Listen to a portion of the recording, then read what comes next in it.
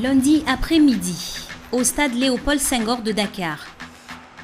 Ces joueurs font partie du club Génération Foot. Ils s'apprêtent à disputer un match décisif pour conquérir la tête du classement du championnat national.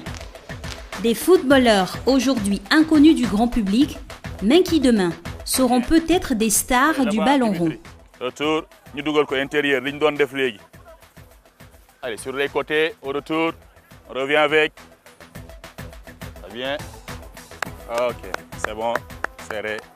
Dynamique. Car Génération Foot n'est pas seulement un club. C'est aussi un centre de formation où l'apprentissage est totalement gratuit. La seule condition pour entrer au centre, faire partie des meilleurs.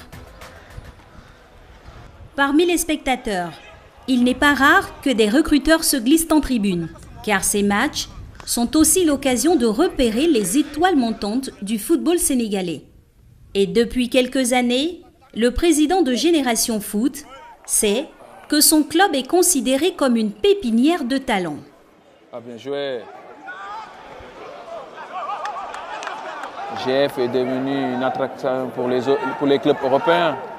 Et donc, je pense que nous avons de bons joueurs avec tous les joueurs que nous avons formés. C'est pour ça qu'à chaque match CGF, il y a pas mal de recruteurs qui viennent voir nos joueurs.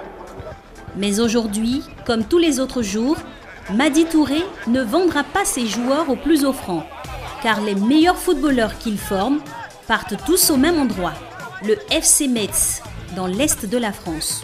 Les deux clubs sont liés par un accord exclusif depuis 2003. Voici sur quoi repose ce partenariat. Génération Foot, le club sénégalais, repère et forme les jeunes talents. Pour les meilleurs d'entre eux, le FC Metz fait office de porte d'entrée dans le championnat européen. Un partenariat qui a révélé certains grands noms du football mondial, comme Sadio Mané, sacré meilleur joueur de l'année par Liverpool en 2016, mais aussi Ismaïla Sarr, acheté 11 milliards de francs CFA par le FC Rennes en 2017, ou encore Ibrahima Niane, meilleur buteur du Sénégal la saison dernière avant de signer un contrat de 5 ans avec le FC Metz. Les joueurs qui restent au Sénégal se tournent quant à eux vers le championnat local ou se réorientent dans une autre branche professionnelle grâce aux diplômes obtenus. Car l'académie possède sa propre école, entièrement gratuite, au même titre que l'apprentissage sportif. Un encadrement inédit pour la centaine de pensionnaires de Génération Foot et un coût de fonctionnement global de près de 100 millions de francs CFA par mois. Et c'est grâce à son association avec le FC Metz que Génération Foot parvient à financer ce budget, année après année.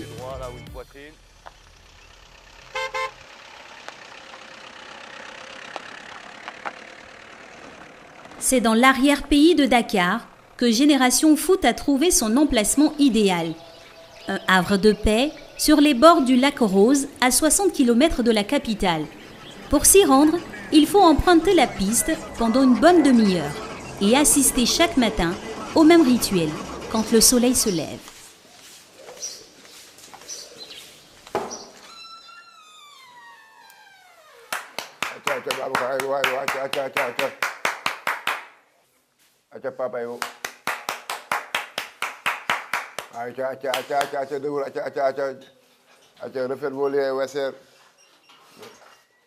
À l'académie de Génération Foot, 120 jeunes garçons de 12 à 18 ans recrutés aux 4 coins du pays après un processus de sélection très minutieux.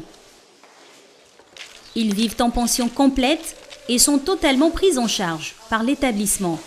Logement, nourriture, fourniture, jusqu'aux paires de chaussures renouvelées chaque année. Ces jeunes, issus de tous les milieux sociaux, ont en commun de ne pas dépenser un sou pour leur formation dans un pays où un enfant sur 5 n'a pas accès à l'école. Un élève nous coûte entre 3 500 à 7 000 francs par jour. Par jour, donc bon, si tu l'évalues, bon, dans le mois, ça te fait 210 000 francs le mois. Si tu as un élève, tu multiplies, donc ça te fait beaucoup d'argent.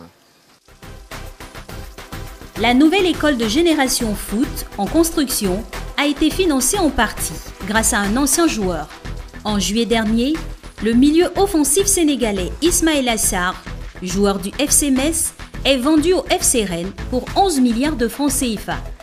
La prime de transfert, restée secrète, a été partagée entre les clubs partenaires qui ont assuré sa formation. Le FC Metz et bien sûr Génération Foot.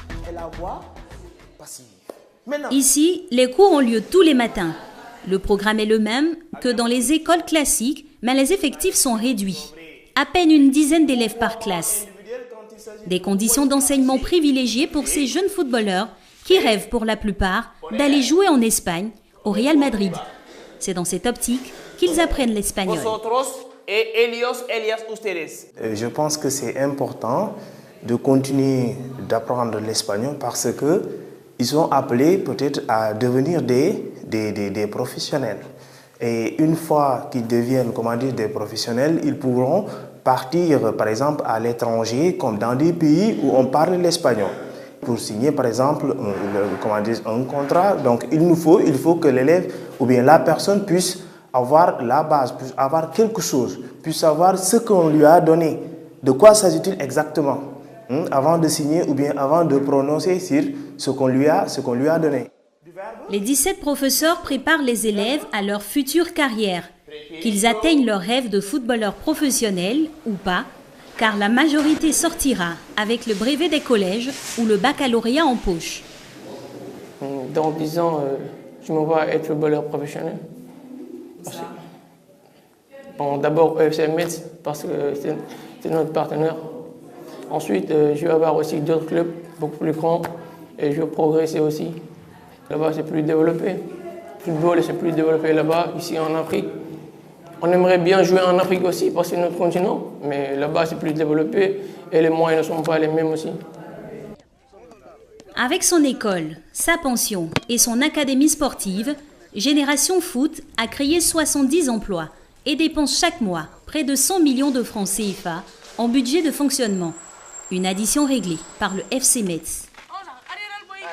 Au départ, il y a un homme, Madi Touré, ancien footballeur professionnel qui a fait carrière en France dans les années 1980.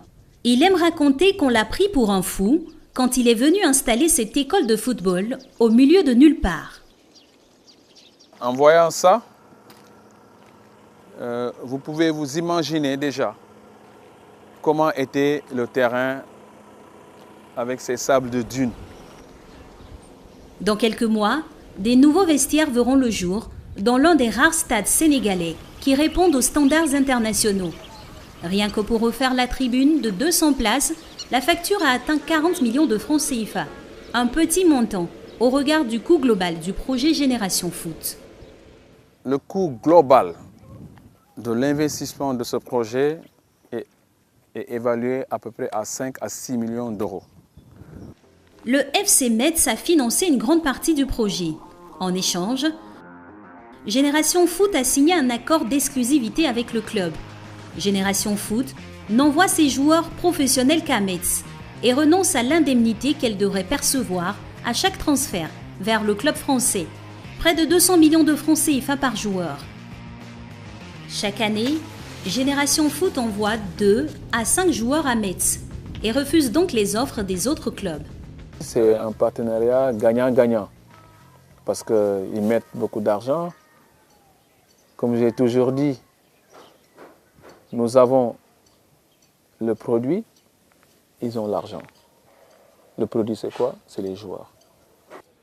Que ce soit Ismaïla, que ce soit Ibrahima Niane, qui a été meilleur buteur. On a reçu des propositions de 2 millions d'euros avec un intéressement sur la revente, futur transfert du joueur. Et on a dit non, parce que c'est pour l'FC Metz qui l'a bloqué. Pour garder ces jeunes talents au sein du club et en attendant de les transférer vers Metz, Génération Foot fait signer des contrats à ses 50 meilleurs joueurs. Ils évoluent dans le championnat professionnel sénégalais. Retour à l'entraînement avec l'équipe professionnelle de Génération Foot et Olivier Perrin, salarié du FC Metz. Ce fin technicien du football a été envoyé ici il y a 5 ans pour préparer au mieux les joueurs à la compétition de haut niveau et repérer les pépites qui intégreront le club français. Ouais, claquez bien la passe là, celle-là là. Tu te retournes, tu pars là-bas. Moi je fais un contrôle là. Tourne derrière Omar N'Gala. Ok, je vais le chercher ici. Ça va? Donc en échauffement comme ça, voilà, finition 1 ou 2, tout simple. Quand j'ai fini de faire ça, je vais là. Allez. Les joueurs qui s'entraînent aujourd'hui sont tous nés entre 1994 et 2002. Ils gagnent 75 000 à 300 000 francs par mois selon leur profil. Avant la fin de l'année, certains d'entre eux partiront jouer au FC Metz, porte d'entrée pour d'autres championnats étrangers. À la clé, un salaire multiplié par 10 ou 15 et pour le club Génération Foot, l'assurance de perdurer. Le modèle qu'on a ici aujourd'hui, c'est un modèle qui doit permettre aux tout meilleurs de partir. Les tout meilleurs qui partent permettent de continuer à construire le centre, à faire une école, à améliorer tout ce qu'on fait, Mais aussi, l'argent qui descend permet à tous les petits qui arrivent ici, tous ceux que vous voyez derrière moi, de pouvoir vivre l'aventure, de vivre sa passion. C'est-à-dire que si on a 120 gamins au centre aujourd'hui, c'est parce que d'autres ont été vendus et que l'argent-là nous a permis de détecter, de recruter, mais aussi d'embaucher des gens pour faire vivre une telle structure. Donc quelque part, la réussite d'une personne va ensoleiller la réussite de plein d'autres. Appelle, retourne-toi, regarde le ballon. Des réussites fulgurantes, comme celle de Sadio Mané, qui a intégré le FC Metz en 2012, avant de se faire racheter successivement par de grands clubs européens. Une aubaine pour Génération Foot qui encaisse à chaque fois une prime de solidarité créée par la FIFA pour soutenir les clubs de formation des grands joueurs. Sadio Mané est parti d'ici de rien. Il était vendu de Metz à Salzbourg à 4 millions. Il était vendu de Salzbourg à Southampton à 12 millions, je crois. Il était vendu de Southampton à Liverpool à 45. Donc peut-être demain, il sera vendu à, je sais pas, je dis n'importe quoi, Real Madrid à 70 ou 80. Une prédiction qui a bien failli voir le jour. Car d'après la presse spécialisée, le transfert de l'attaquant de Liverpool était sur le point d'aboutir avant l'annonce du départ de Zinedine Zidane, l'entraîneur du Real Madrid. Pour les jeunes recrues qui viennent de faire leur entrée à Génération Foot, ces illustres prédécesseurs partis jouer à l'étranger font figure de modèles, de parrains. Alors, quand ils en ont l'occasion, les anciens reviennent encourager les plus jeunes, comme Mohamed Kane, sacré champion du Sénégal en 2017. Il signe la même année son premier contrat avec le FC Metz avant d'être prêté au club belge de Tubize. J'ai rentré ici il y a 12 ans, voilà, 12 ans, 15 ans comme ça. Après, j'ai fait la formation ici. Après, j'ai joué toutes les catégories ici. Voilà, après j'ai joué en l'équipe première aussi.